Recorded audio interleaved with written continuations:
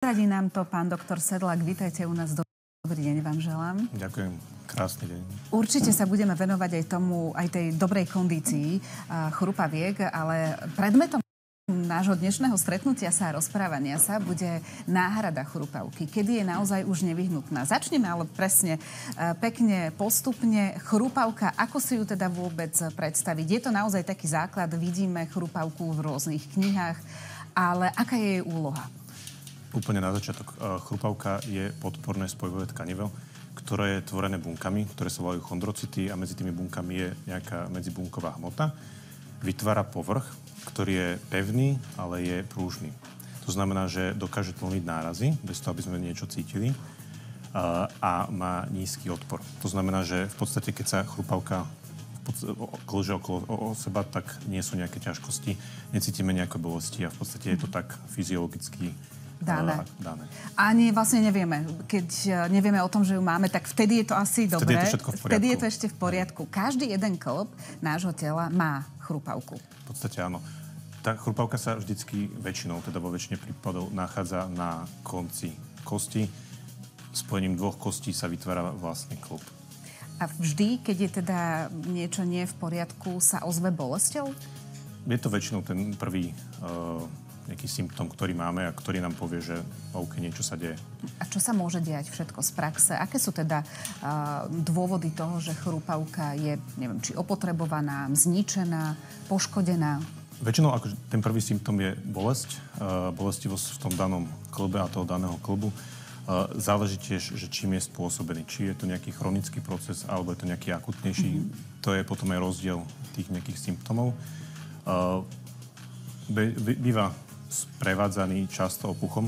Je to nejaká reakcia toho celého klbného púzdra a tých vecí, ktoré sú v tom klbe a vytvárajú viacej tej tekutiny, ktorá je štandardne, normálne, fyziologicky v tom klbe, lebo je to nejaké akože mazanie, premazanie, takže ten klb nemôže byť úplne suchý, ale musí tam mať nejakú tekutinu, ktorá jednak vyživuje aj tú chrupavku, ktorá, teda ešte je dôležité spomenúť, že tá chrupavka, jej nevýhodou je, okrem toho, že väčšina je v podstate výhoda, že nemá cievne zásobenie. Tým pádom jej regeneračná teda možnosť nejakej opravy je veľmi malá. A to sú potom ďalšie tie nežiaduce vlastnosti, ktoré sú spôsobené a keď máme nejakú poruchu na tej chrupavke, tak väčšinou je to veľký problém, ktorý nevieme úplne len tak vyriešiť, respektíve telo si to nevie vyriešiť samo. A tam už vlastne pristupujeme k tej náhrade. Ešte sa trošičku tomu nebudeme teraz venovať. Okay. Aké sú také tie najčastejšie príčiny? Je pravda a je to pravdivá informácia, že každý jeden z nás vekom jednoducho bude mať taký problém a tá chrupavka jednoducho s vekom sa viac aj opotrebováva? Je to štandardne všetko. V podstate čím viacej sa používa, tým viacej sa to opotrebováva. Tam je tiež dôležité si uvedomiť, že či sa jedná o nejaký degeneratívny proces. To znamená, že dlhším časom tá chrupavka má nejakú výšku a ona sa postupne zošucháva. Takže ten proces je dlhší. Nikto zatiaľ nevie, neprišiel na to. Sú to nejaké genetické faktory. Samozrejme váha, lebo v podstate každý má rovnaké klby.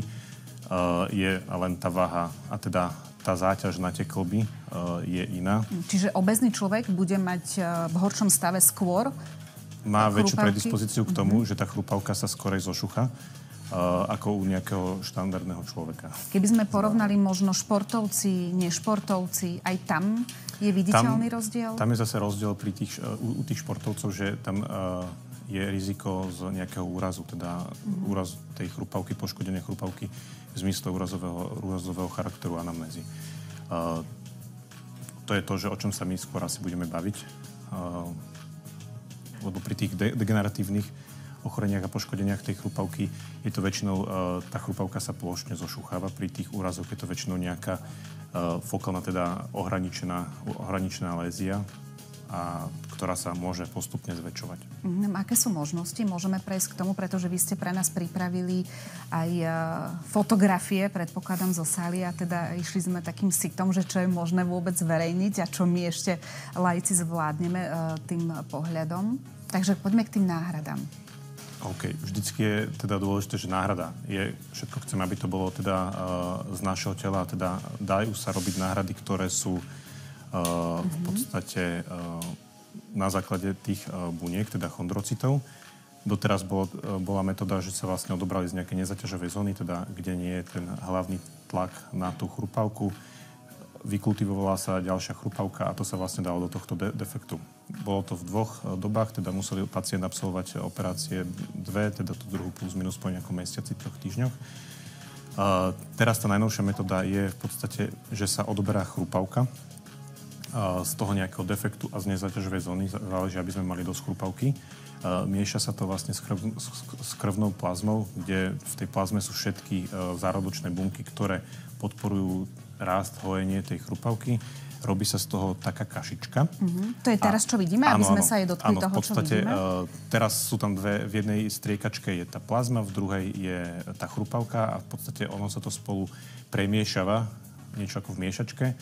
A výsledná kašička, alebo ten produkt, ktorý nám vzniká, myslím, že tam je to ďalšia fotka,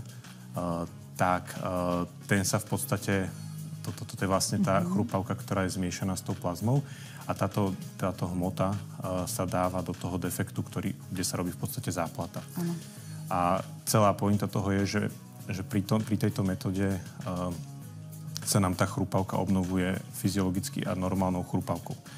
Potom sú všelijaké náhrady, ktoré sú syntetické, teda majú nejakú matrix a do toho sa ukladajú bunky, ale vždycky je to nejaká len záplata, nie je to telu prirodzený produkt a teda tkanivo. Prepáčte mi, teraz čo vidíme na obrazovke, to je chrupavka? To je už po tej náhrade.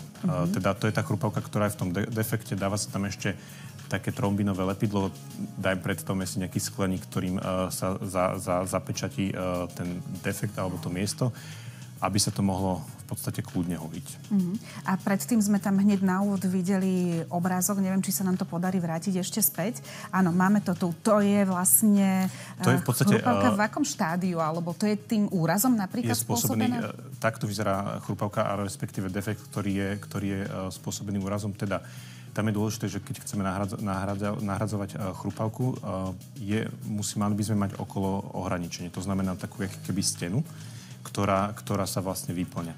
Takže v podstate pri tých degeneratívnych ochoreniach tá chrupavka postupne na celej tej ploche sa zošucháva.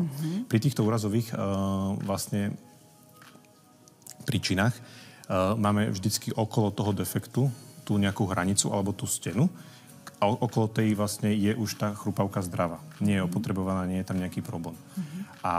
Takže to je v podstate taká jediná akože veľká dôležitá indikácia. Teda je dobre to tam mať, teda inak sa to akože kvázi nedá, lebo inak vám sa to vyplaví. Takže pokiaľ máte dobre ohraničený defekt, tiež je tam nejaká veľkosť, že ono v podstate sa odporúča do tých 8 cm štvorcových. Ale robili sme aj väčšie defekty a našťastie teda pre tých pacientov sa to podarilo a teda majú sa dobre. Je to chirurgický zásah, samozrejme. Určite každý chirurgický zásah zo sebou prináša aj nejaké tie komplikácie. Počítate aj s nejakou komplikáciou? Ste pripravení na také komplikácie? Určite áno. V podstate, je dôležité povedať, že ak sa bavíme o týchto nejakých defektoch, ktoré sú úrazové, tak ono to funguje, keď máte nejaký výmol na ceste. A keď čím viacej prejde okolo toho auto, tak sa zväčšuje. Takže to funguje takisto na tej chrupavke. A tam je dôležité to, že aby sa to nezväčšilo už tak, že sa to nedá urobiť tá náhrada chrupavkou, ale už sa ide do iných invazívnejších metód, ako napríklad nejaká umelá protéza. Takže tá indikácia je v podstate čo najskôr to urobiť, respektíve samozrejme treba na to prísť a potom v podstate je čím rýchlejšia tá doba alebo skorá operácia, tým je tam menšie riziko toho, že ten defekt sa bude zväčšovať. Áno, otvorili sme veľmi zaujímavú tému. Ešte sa budem určite pýtať aj na tú samotnú diagnostiku, rekonvalescenciu. Nech sa páči, do nášho rozhovoru sa môžete zapojiť aj vy prostredníctvom mailovej adresy damskykklub@rtvs.sk. Neviem, ktorá časť klubov na tele je teda v rámci tej chrupavky najviac opotrebovávaná. Napríklad pri cvičení rúk. Vidíte taký problém lakeť niečo? Je to možné, ale väčšinou to býva najčastejšie koleno, členok. Takže teraz si s radosťou môžeme o to väčšou radosťou dopriať cviky práve určené na ruky. Nech sa páči, dámy. Je to vo vašej práve pripravená s pánom doktorom. Áno, pripravení sme. Ďakujeme veľmi pekne. Dnes sa venujeme tomu, kedy je už naozaj nevyhnutná náhrada chrupavky. Pán doktor, kedy teda vyhľadať lekára? Pri akých možno tých symptómoch, ktoré sme spomenuli? V podstate vždycky je asi ten prvý symptóm bolesť, ktorá nás privedie, respektíve aspoň nás začneme nejako uvažovať, že nám niečo zlé je a teda záleží od toho, čo máme, s čím máme problém, tak vyhľadáme daného špecialistu. Pri týchto ako nejakých poruchách, čo sa týkajú chrupavky, je to väčšinou, jak sme sa bavili, bolesť, nejaké náplne, teda opuchy toho daného klubu. Aj píchanie napríklad v kolene môže byť signálom? Napríklad, alebo obmedzenie hybnosti. Tam vždycky treba odiferencovať potom iné možné príčiny. Takže to je vlastne potom dôležité to vyšetrenie. Áno, a tá diagnostika z čoho pozostáva? Akými vyšetreniami prechádza pacient? Jasné. Základ je vždycky anamnéza. To je vlastne to vyšetrenie. Pýtame sa toho pacienta, aké má ťažkosti, kedy vznikli, kde ho to boli, či to niekam vyžaruje, nejakú anamnézu úrazu. Potom samozrejme sú dôležité zobrazovacie techniky, ako je napríklad rentgen, ktorý je úplný základ. Hlavne pri tých úrazoch sa vylúči nejaká zlomenina. Potom je to magnetická rezonancia, kde v podstate je to teda v podstate na tú chrupavku asi jedna veľmi z dôležitých metód zobrazovacích, kde v podstate vidíme všetky mäkké štruktúry v tom klbe, najčastejšie teda v kolene, a vidíme tú chrupavku, že či tam je nejaké porušenie, či to je plošného charakteru, teda skôr degeneratívne poruchy, ktoré trvajú teda dlhšie, alebo sú to po tých úrazoch, že je tam nejaká fokálny defekt, teda ohraničený defekt, ktorý má tú stenu a o ktorom môžeme my uvažovať, že OK, toto by sa dalo teda nahradiť vlastnou chrupavkou telu, vlastnou teda tými chondrocitami. Áno, to sme si už aj vypočuli, ako to prebieha. Aká je teda možno príprava pacienta na taký zákrok? Mnohí pacienti sa samozrejme obávajú a v podstate aj oddaľujú takéto zákroky. Stretávate sa s tým v praxi? Jasné.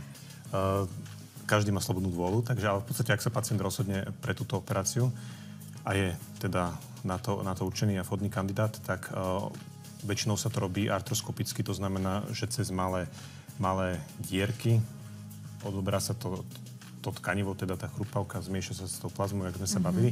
Tá príprava v podstate kvôli tej plazme, že potrebujeme dobrú plazmu, je minimálne 2 týždne, že by nemali jesť masné veci. Lebo vtedy sa tá plazma znehodnocuje, respektíve není taká dobrá, ako my potrebujeme, aby nám urobila v podstate tú kašičku. Ale inak nejaká špeciálna, samozrejme, interná príprava ako interné predoperačné. Záleží od anesteziologa, či preferuje celkovú anestéziu nejakých mladších pacientov. U tých starších možno nejaká spinálna. Teraz sú veľmi šikovní naši chalani a babi, čo vedia píchať blokové anestézy, takže vám vedia iba opichnúť určitý nerv a oni v podstate necítite vôbec tú končatinu, nemá to nejaký zásah a nejaké proste vedľajšie účinky. Je to v podstate pre to telo to najjednoduchšie, najľahšie, ktoré znáša. Povedali ste, ak je ten pacient vhodný adept. To znamená, že sú pacienti, ktorí by si vyžadovali už taký zákrok, avšak nemôžu podstúpiť ten zákrok? Adept je v podstate pacient, väčšinou sú to mladší pacienti, tá indikácia, keď sa tie maily chodia, je v podstate plus minus 40 rokov. Ale ak ten pacient je starší a má zdravú chrupavku, len tam má nejaký defekt, ktorý sa dá nahradiť, tak z môjho pohľadu a filozofie, prečo nie? V podstate tým vôbec nemá čo stratiť. Práve že naopak, keby sa to neurobilo, tak je tam veľká predispozícia toho, že sa ten defekt bude zväčšovať. Robili sme to u mladších pacientov, ktorí, bavíme sa plus minus okolo 35 rokov, ktorí už mali plošné defekty. Len tam sme vlastne kombinovali aj náhradu chrupavku so zmenou osy. To znamená zaťažovanie toho, teraz sa bavíme, dajme tomu o kolene, že vy zaťažujete väčšinou tú vnútornú stranu. Takže tam sa menila os, ktorá vlastne tá záťaž išla na tú vonkajšiu časť, aby sa aj tá náhradená chrupavka menej zošuchávala. A jasné, ten pacient bude mať v budúcnosti umelý klb, ale ten čas, ktorý mu predĺžime, je plus minus možno 10-15 rokov, čo sa akože bavím o tých nejakých štatistikách, tak stále je to niečo, lebo v podstate tie umelé klby majú nejakú životnosť, väčšinou to je okolo 15-20 rokov. Takže u tých starších pacientov sa nebudeme používať tieto náhrady. U tých mladších je to na zvážení, že potom sa ráta, že keď mu to dáte v 30-ke, tak v 50-ke mu dáte niečo zreimplantujete, teda vymeníte na nejakú... Ten zásah je vždycky horší. a nedá sa to do nekonečna. Áno, my sme sa aj o tom rozprávali, pretože mnoho divákov sa pýtalo na to, že či je to už celoživotná záležitosť a vyriešené na celý život a problém sa už nikdy nemôže zopakovať. Žiaľ, nie je to tak. Áno. Keď sa bavíme o tomto, keď sa bavíme o tej náhrade chrupavky, tá má jednu veľkú výhodu, že jednak je to v jednom sedení, jednak je to chrupavka vlastnú telu. Takže ona v podstate, keď sa vyhojí, tak je normálne tam, jak keby ste ju tam mali od začiatku. Takže v podstate nie je tam, že by sa nejako skorej zošuchávala alebo takto. A plus sa vyplní ten defekt, teda zapláta sa a tým pádom aj ten oter a fungovanie toho klubu je v poriadku. A tým, že je to vlastne naša, tak to vždy aj telo prijíma. Áno. A skôr určite ako cudzí materiál. A dáva tam v podstate do toho, je to založené na tom princípe, že všetky veci, ktoré má telo a ktoré potenciálne tie prvotné bunky a takéto, tak podporujú to hojenie tej chrupavky a teda to prihojenie kvázi na ten defekt. Aká je rekonvalescencia? Je v podstate, tam sa bavíme 6 týždňov, prvých 6 týždňov je špecifický režim, tiež záleží od toho, že kde sa to vymieňa. Keď sa to vymieňa v oblasti záťažovej zóny, tak tam sa v podstate 6 týždňov nestúpa na to, lebo inak by ste si to ako keby rozstúpali, ten defekt, tú náhradu. Takže v podstate je tam hybnosť, môže sa zaťažovať do 15 kg. Po 6 týždňoch sa začína so záťažou v zmysle chôdze. To je 6 týždňov je taká doba, že kedy sa nám to tam prehojí kvázi, že to tam je pevné. Po 3 mesiacoch sa začína s nejakou väčšou fyzickou záťažou v zmysle bicyklovania do kopca a takto. Po tých 3 mesiacoch je tá chrupavka, že v poriadku. Po 6 sa môžu robiť také vrcholovejšie nekontaktné športy. Mesiacoch? Po 6 mesiacoch. A po 12 mesiacoch je to aj kontaktný šport, hlavne nejaký futbal a takéto veci. Takže tá rekonvalescencia z toho časového hľadiska človek musí počítať s tým a prispôsobiť si tomu aj pracovné nasadenie, aj vôbec fungovanie bežné. Určite, akože vždycky treba, aj tým pacientom hovoríme, že treba rátať s tým, že nie je to také, že po operácii hneď na druhý deň začnete chodiť, lebo v podstate my chceme, aby sa tá chrupavka tam zahojila. A na to potrebujeme určitý režim a starostlivosť, čo je teda veľmi dôležité, tá rehabilitácia. Takže na to potrebujete mať fakt veľmi dobrých rehabilitačných. Ktorí to ovládajú, ktorí to vedia, ktorí s tým vedia cvičiť, vedia, čo majú robiť. Takže to je úplný, že základ, dakedy v podstate však v tých našich ortopedických veciach, dakedy je, že 80% je tá rehabilitácia. Môže zachrániť, zlepšiť, zhoršiť, lebo my niečo môžeme urobiť a pokiaľ ten pacient necvičí, tak to nemá nejaký zmysel. My sme v tom prvom vstupe povedali, že nadváha môže spôsobiť aj to, že tá chrupavka nie je v tej ideálnej kondícii. Ak teraz, a diváci sa na to pýtali, ak majú nadváhu a schudneme, tak ako do akej miery to pomôže? Ono v podstate pomôže to v znižovaní progresie toho zošuchávania. Veľa ľudí píše, že v podstate pýchajú mi do kolena niečo a nahradí mi to chrupavku. Zatiaľ také neexistuje žiadna kyselina, ktorá je to skôr výživa tej chrupavky. Je to dočasné riešenie? Je to kvázi dočasné riešenie, ktoré vyživuje, môže to zastaviť. Keď budete mať nejaký správny životný štýl, čo znamená pohyb, akože pohyb je veľmi perfektný. Tie kolená, hocičo kĺby dokážu reagovať na to telo, tiež pekne začne produkovať všetky tie veci, ktoré má, ktoré vyživujú tie jednak kĺby. To je akože veľmi dôležité. Proste mať ten pohyb, ale zase nemať nejaké úplne extrémne veci. Samozrejme výživa, hociaké výživové doplnky, ktoré proste obsahujú veci, ktoré obsahujú jednak tie chrupavky a podporujú, tak je to super. Ale je, že keď už máme zošuchanú tú chrupavku, kvázi nejako, tak nikdy sa to nenahradí, že proste už mi to tam narastie. To je to, že tá chrupavka nemá cievne zásobenie, prekrvenie, takže tá regeneračná schopnosť je úplne že minimálna. Preto aj pri tých akože úrazoch, kedy máme, tá chrupavka sa nezahojí sama. Na záver, teda tá prevencia je, ako sme si vypočuli, pohyb, avšak tiež asi trošku opatrne. Tak. Všetko s mierou. Úplne základ je sa hýbať, to je dôležité. Ale vždycky má tú mieru a každý zvýšený nárok na tento pohyb je nejaké riziko úrazu a tým pádom sa môžeme vidieť. Veľmi pekne ďakujeme, pán doktor, že sme mali možnosť vás vidieť u nás v dámskom klube. Želáme všetko dobré, hlavne zdravie. Aby sme boli všetci zdraví. Ďakujeme aj vám, že ste sa zapojili. Zapojila sa pani Zuzka z